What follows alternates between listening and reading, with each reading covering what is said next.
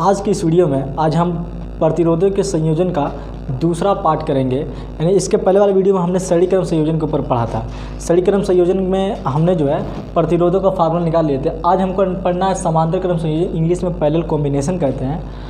इसमें क्या कहते हैं कि इसमें जब प्रतिरोध को लगाया जाता है तो इसमें जितने भी प्रतिरोध लगे थे उसका जो पहले वाला सिरा होता है उसको एक बिंदु से, और उसी प्रतिरोध का जो दूसरा सिरा होता है उसको एक बिंदु से कनेक्ट किया जाता है, यानी जोड़ा जाता है। तो और सब जितने भी प्रतिरोध लगे होते हैं सब प्रतिरोध का जो विभवांतर होता है वो समान होता है। हम कहते हैं ना कि पैरेलल क्या होता है, समांतर, मतलब कि एक के आगे एक इस तरीके से समांतर में जैसे लाइन लगी होती है उसे समांतर क्रम में कहा जाता है। तो समांतर क्रम में देखिए 1 2 3 प्रतिरोध लगे हुए हैं। इन सब का एक सिरा देखिए एक बिंदु ए से जुड़ा है, और इन सब का जो दूसरा सिरा बिंदु बी है उसको मतलब दूसरा सिरों को बिंदु बी से जोड़ा गया है। तो इस प्रकार के संयोजन का समांतर क्रम संयोजन कहा जाता है। और इन सब में विभवांतर समान होता है। कैसे विभवांतर समान होता है देखते हैं। अगर बैटरी का विभवांतर V मानो विभवांतर है, क्या मतलब इसका कि ये V विभवांतर है तो ये धन वाला, ये जो धन सिरा है और ये ऋण सिरा है, इस वालों को अगर मैं V वोल्ट मानूँ, इधर वाले को 0 मानूँ, तो इधर से V यहाँ से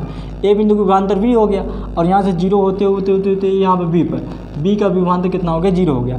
तो V माइनस 0 यानी कि V वोल्ट। तो यानी तीनों प्रतिरोध किससे जुड़े हुए हैं, V विभवांतर से, V वोल्ट से जुड़े हुए हैं जो।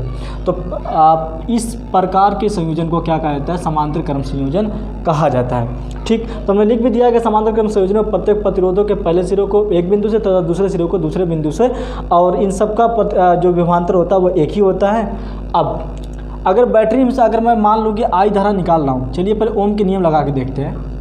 R1 का विभवांतर कितना है, V। R2 का विभवांतर कितना है, V। R3 का विभवांतर कितना है, V। मैं यहाँ पर R1 को बना रहा हूँ, ये मेरे पास R1 है, ये R1 प्रतिरोध है, इसका विभवांतर V है। मैं यहाँ से I का मान पूछता, I = V बटे में R होता है, V बटे में R। तो V तो यहाँ पर सेम है, R कितना है, R1 है। यहाँ से R2 का मान पूछूँ मैं, जो है ये R2 है, विभवांतर V है, तो I = कितना होगा, V बटे में R। यहाँ पर R का मान कितना है, R2। ठीक, मैं इसी प्रकार तीसरा पूछूँ तो ये R3 विभवांतर कितना है, V। तो I = कितना हो जाएगा, V बटे में R3। अब आपको क्या लग रहा है, V तो समय समान है लेकिन प्रतिरोध का मान अलग अलग है। V तीनों में V का मान समान है लेकिन प्रतिरोध का मान अलग अलग होने से धारा का मान भी अलग अलग हो जाएगा। यानी कि ये कंफर्म है कि इसमें इसको I1 मानो, इसको I2 मानो, इसको I3 मानो, तो इसमें I1 धारा जा रही है और इसमें I2 धारा जा रही है और इसमें I3 धारा जा रही है। यानी R1 जो प्रतिरोध है इसमें हमारे पास I1 धारा जा रही है, इसमें हमारे पास I2 धारा जा रही है और इसमें हमारे पास I3 धारा जा रही है। और हमने बैटरी से I धारा निकाली थी, ये I धारा यहाँ से निकली, और ये यहाँ से एक तार से 3 तार यहाँ पर ज्वाइन हुए हैं, 3 तार जुड़े हुए हैं। तो यही I धारा जो है 3 भागों में बढ़ जाएगी। ये I धारा I1, I2 और I3 में बढ़ जाएगी, और फिर यही I धारा आकर के बिंदु B पे मिल जाएगी। बिंदु B पे हमको ये I धारा मिल जाएगी। तो हम यहाँ से एक समीकरण लिख सकते हैं, हम यहाँ से एक समीकरण ये लिख सकते हैं कि I = सभी धाराओं का योग। I = क्या लिख सकते हैं, I = लिखेंगे I1 plus I2 plus I3 लिख सकते हैं। ठीक है ना, ये I धारा इन तीनों धाराओं में बढ़ गई। तो सबसे पहले मेरा यहाँ पर क्या मुद्दा है, इसको समीकरण नंबर 1 बना लेते हैं। सबसे पहली बात इसमें क्या आई है कि इस प्रकार के प्रतिरोध में विभवांतर का मान समान होता है, यानी V समान होता है, V समान होता है, और धारा का मान जो होता है वो क्या होता है, भिन्न होता है। ठीक, और क्या होता है, धारा विभाजित हो जाती है। धारा देखिए बढ़ जाती है जब धारा विभाजित हो जाती है।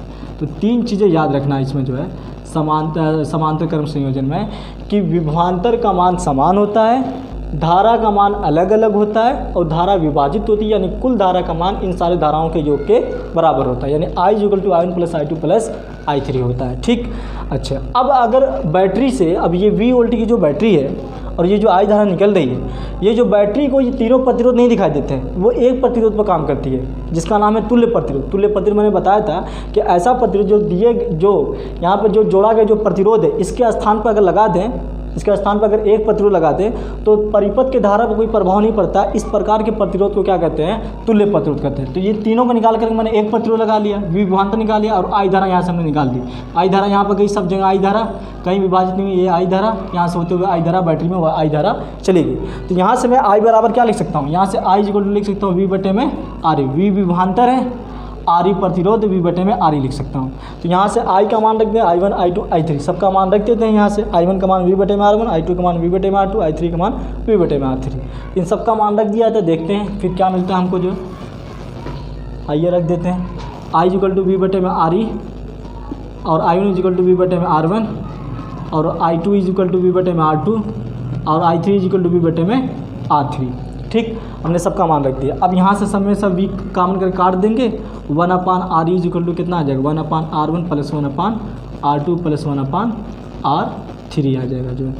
तो ये हमारे पास फार्मूला रहा समांतर क्रम संयोजन में जो। अच्छा, अब समांतर क्रम की खास क्या बात है कि जिसका प्रतिरोध